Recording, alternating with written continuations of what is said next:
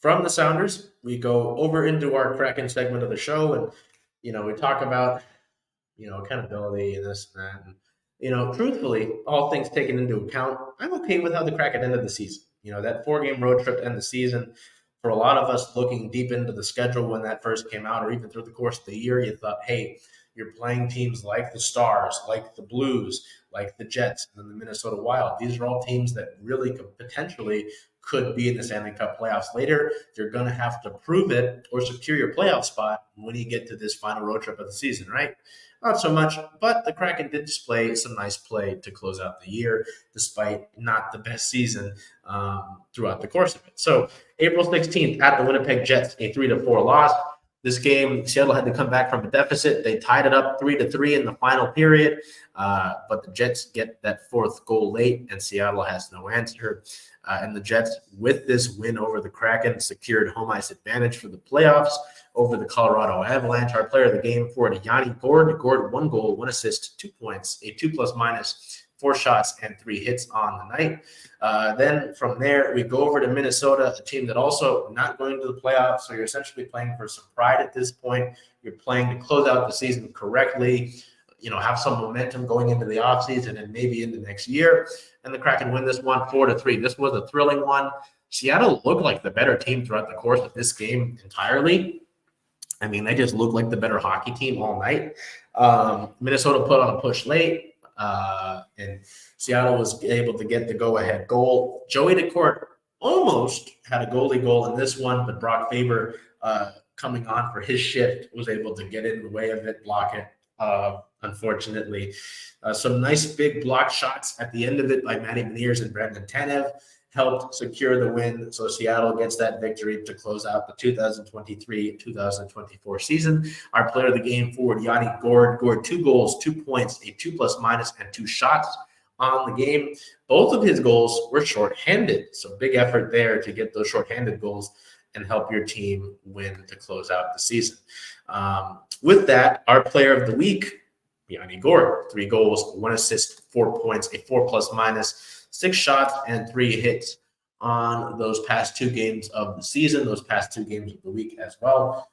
Yanni Gourde didn't have the best second half. He really didn't look like the Yanni Gourde that we expected. Some people are like, where's his goal input? He hasn't always really been a big goal scorer. I mean, even during some of his prime years, the shooting percentage wasn't great, but it was nice to see him these last few games really close things up positively. The veteran who's become beloved by so many, not so much if you're playing against him.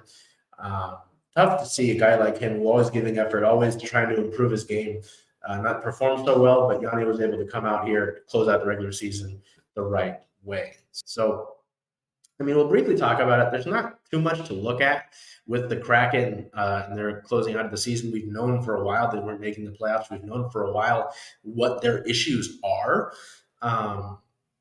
It's just about wanting to see them finish out strong for a multitude of reasons. And then when the offseason approaches, which it's now here, there's a lot of decisions to be made, whether it's the free agents you're going to bring back, the unrestricted and the restricted, how you can improve, whether that's from within, with Shane Wright coming into the lineup next season, Riker Evans stepping in full-time next season, what trades you might make, the free agents you might make. There's the draft coming up as well. So, sending some guys down to Coachella Valley, as the Firebirds have, they've got the best record in the Western Conference. They've secured a first-round bye. Seeing some of those young prospects sign their ELCs and go to Coachella Valley and learn there and get some valuable experience. So there's a bunch that goes into the offseason, and we're there now. So, there's not a lot that you can take away really from these last 2 games.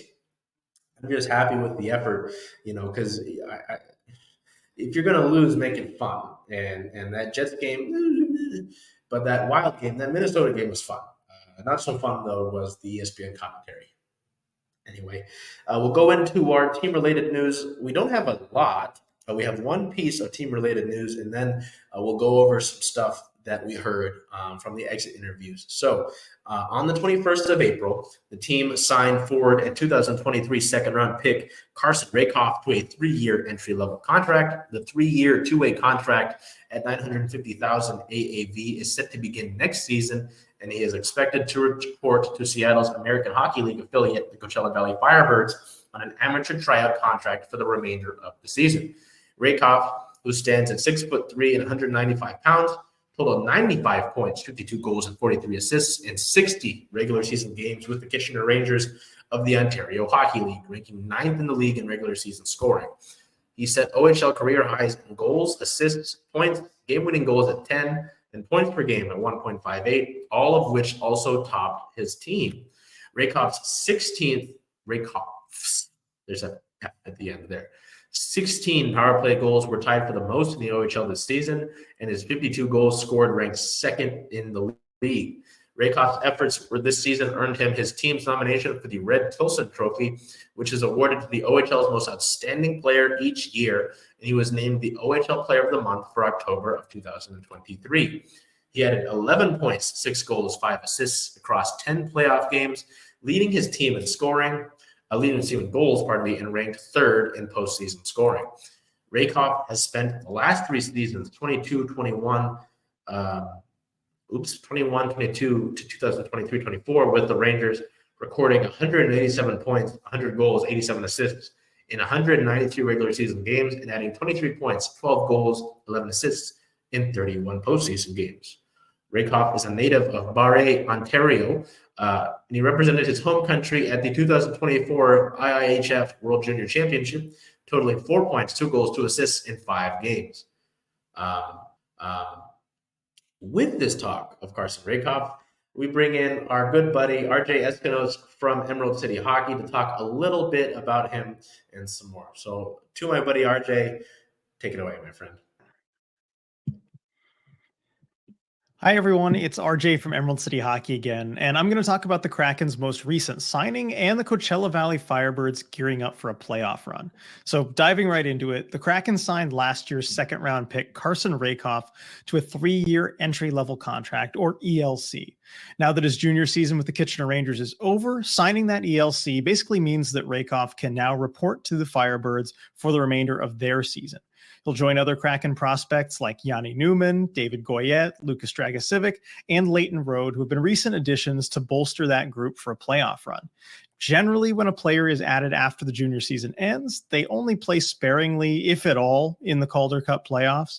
But Rakoff was so dominant in junior this year, he may get some playoff ice time, so we'll see where he slots into that lineup. Now, speaking of that playoff run, the Firebirds have finished their regular season, and we now know where they're going to be in the playoff bracket for the AHL. They won their division, so they've clinched a first-round bye. Now, after that, they're going to face the lowest remaining seed in the Pacific Division in a best-of-5 series. Then if they win that, they need to win another best-of-5 series and then 2 best-of-7 series in order to win the Calder Cup.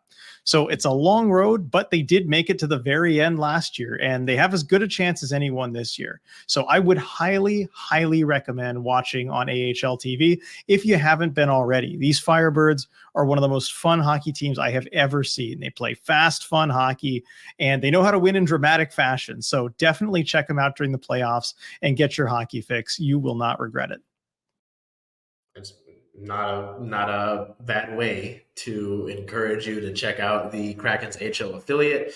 In terms of the affiliates and that, their ECHL affiliate, which is a step below the AHL, the Kansas City Mavericks swept Tulsa in their first round matchup. So that was nice to see.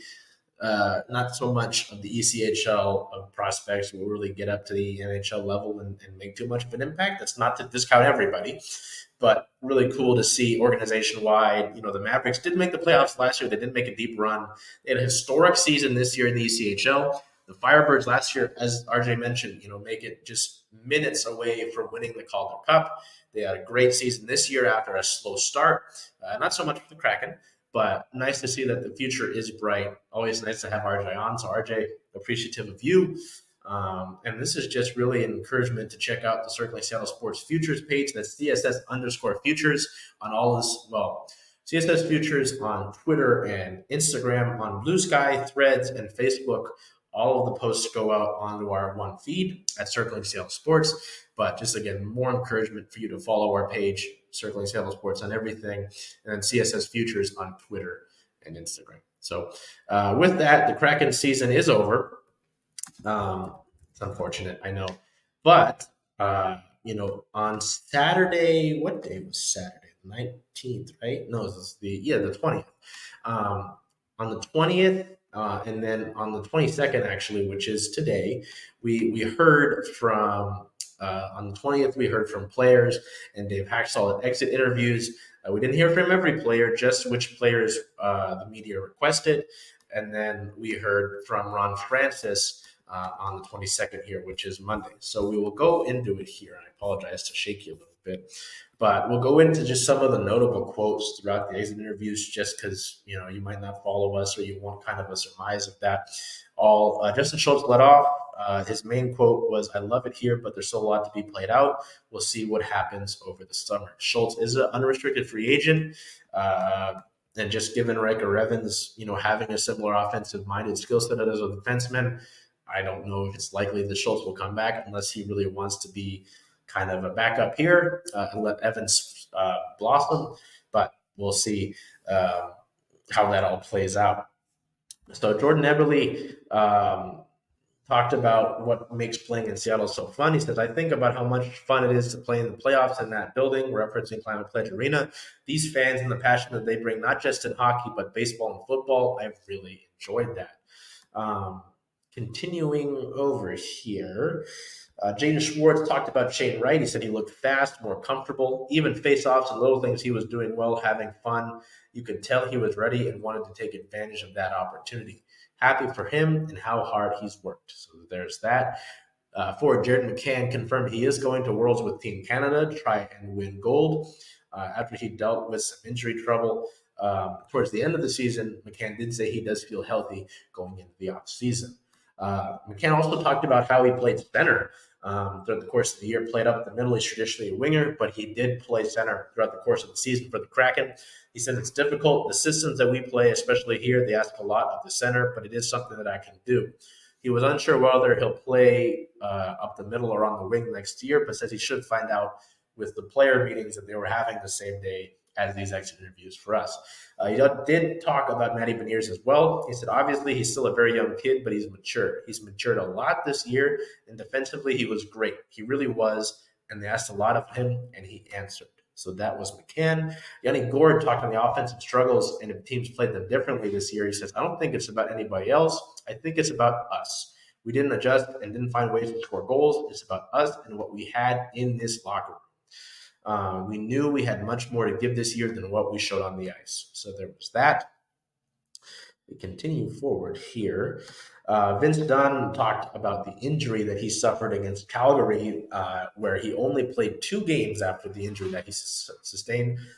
Said it sucked to see the team going through it and not succeeding, not being able to be out there and helping them. I take a lot of accountability for that and knowing I'm a big piece of this team. When asked about the injury itself and if he could disclaim what it is, he said, I mean, you can probably look at the videos and make your own assumptions. I'm not really going to get into it too deeply, but yeah, it was just something that wasn't really an injury that I wanted to mess with, not something that you could really play through and jeopardize myself or even the team's performance. We got an update on that from Ron Francis, but we'll continue forward. When asked about the coaching situation in Dave Hakstol, Vince Dunn said, I think there's only so much a coach can say. If you want to point fingers around the room, it's easy to do so with a coach, but ultimately it comes down to the guys in the room. We are the ones out there that need to do what it takes to win. Vince had a lot to say, so we're gonna get through it.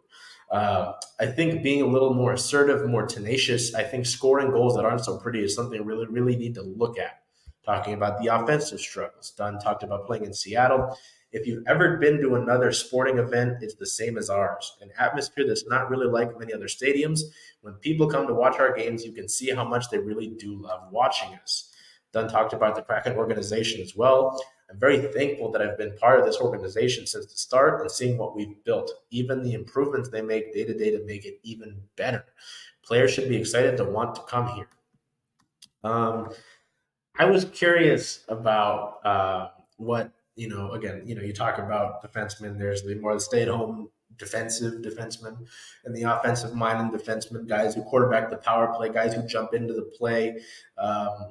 Dunn and Wright or Evans are that. They're similar. Obviously, one's more accomplished, but So I was curious about it. I was like, what did you like from his play and about his presence in the room? There was more of an answer before this, but this part really made the media corps in attendance laugh. Vince said he's an interesting cat in the locker room. We're still trying to figure him out, so we got to get a few more moments away from the ring to try and see what more I can get out of him. He seems pretty introverted. I'm going to do this because he did this when he when he was entering. He's super organized. He's very respectful, very good kid, works hard. Um, that was funny. Um, he said some more on Evans. Everyone loves playing with him, being around him, and I think just being a good person, being a hard worker is everything you can ask for a young guy. Oliver Bjorkstrand talked. He said, I think if you looked at our lineup, we had a team, at least us as a group, we expected to make the playoffs, and we felt like we should have been able to. I don't think we're far off, but I think for us, it's all mental. Oopsie. Continuing here, what else do we got? Well, and then we get to Dave Hakstol. Um, there was a bunch of stuff that Dave said. He talked for 34 minutes, in fact. So I don't have anything to share with you because we didn't want to tweet all that. But he did talk about the potential of naming a captain. He said that's a discussion that I think is a valid discussion to have this summer. Some people tweeted about it like it was a certainty, but Haxel didn't say as much. Joey Decor talked about winning the fan favorite award, saying, I take it very seriously, the honor of representing Seattle. It means a lot to me that I have their support and we have their support. Getting the fan favorite award was a very special moment for me, for sure. I believe that's all we've got from exit interviews. Joey Decord said, regarding his goalie goal attempt at the end of the year against Minnesota, he'll see if we can take a few more shots next year, and I'll get one eventually. Um, Dave Hakstol also talked about Will Borgen. He said, when I look at the growth of Will Borgen this year, that's something that doesn't draw a lot of attention. He's tremendous in his role and his comfortability in his role. It points to some really positive things to come in the future. I believe Matty Beniers is the last person we heard from. Yes, so we have a few things from Matty. Talked about what he'll work on offensively. I think it's more going in the right areas. I'm going to work on my shot regardless, but I think it's more being in the right area, not crowding my teammates, being in really good areas to get pucks to get more chances. Being in really good areas to get pucks to get more chances. There you go. I talked to Jordan Eberle and his value to the team, saying, I love playing with him. He's just a great guy to be around, great leader to have in that room, especially for young guys, and he's done it all. Now we just got to get him a cup. Beniers also ended on talking about being a restricted free agent this offseason. He said, I love it here in Seattle. I think we'll see. I think we'll get something done. Then we will go over here to today, where we heard from Ron Francis about a number of things, if we can get to it. I apologize. We're trying to get it all in one place. We're doing what we can. Me. Here we go. Was asked about the coaching staff, if Dave Hakstol will be back. He said it's part of the process that we go through now, getting into the off season. We're still in that process. You're going to read into it one way or the other. So he didn't really seem to confirm anything. And I won't speculate too much on here. Was asked on Matty Beniers' play this season. He said, I have no concerns about Matty's game long term. He's going to be an important part of this franchise for a long time. That from general manager Ron Francis. Was talked about how the team can improve scoring, mentioning potentially trading some of the prospects. He said, there's some prospects that we don't want to give up and some that we may have to. Talking on whether Jared McCann will play up the middle at the center position or on the wing. In an ideal world, we can put him back on the wing and get someone in the middle, but putting him in the center position is a fallback option. So it really sounded like they want to keep him on the wing and get a center to play up the middle consistently and not having to put McCann there. Francis talked about wanting to improve after the team got eliminated from the Stanley Cup playoffs against Dallas last year. He said, we tried to kick the tire on some big things and looked at some small things as well. So they really weren't super complacent on just bringing the same group back and being fine with that. It sounded like they really thought about bringing some big groups in. We talked about the goaltender tandem. He said we feel comfortable with those two guys in our net moving forward with Philip Grubauer and Joey Daccord. Makes sense considering Grubauer's contract. The Cord signed for one more season and both played well throughout the course of the year, so there's really no reason to look at the goalie position. I talked about the team's upcoming free agents, both unrestricted and restricted. We'll get conversations going really soon with Maddie and Tolfi. I talked a little bit about a few of the guys in specifics outside of those two, but he said we had conversations in the exit meetings on where we are now, but obviously that can change. Francis did talk about the potential of naming a captain, just like Hakstol did. He said, I would be involved in that. We've talked about that as the season went on to name a captain next year instead of rolling with the 4 alternate captains. He also confirmed that there are 7 Kraken players headed to the World Championships. Jared McCann, Brandon Tanev, and Jamie Alexiak are all going to Team Canada. Andrei Burakovsky is going to Team Sweden. Philip Grubauer is going to Team Germany. Tomáš Tatar is going to Team Slovakia, and Pierre-Edouard Bellemare is heading to Team France. He said that 6 to 7 other guys had the opportunity to go to World Championships, but said no.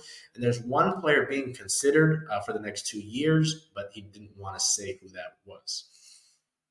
I don't know what that means, but that was that. So that will wrap up our Kraken segment of the show. We're going to have some more stuff with the Kraken in the off season.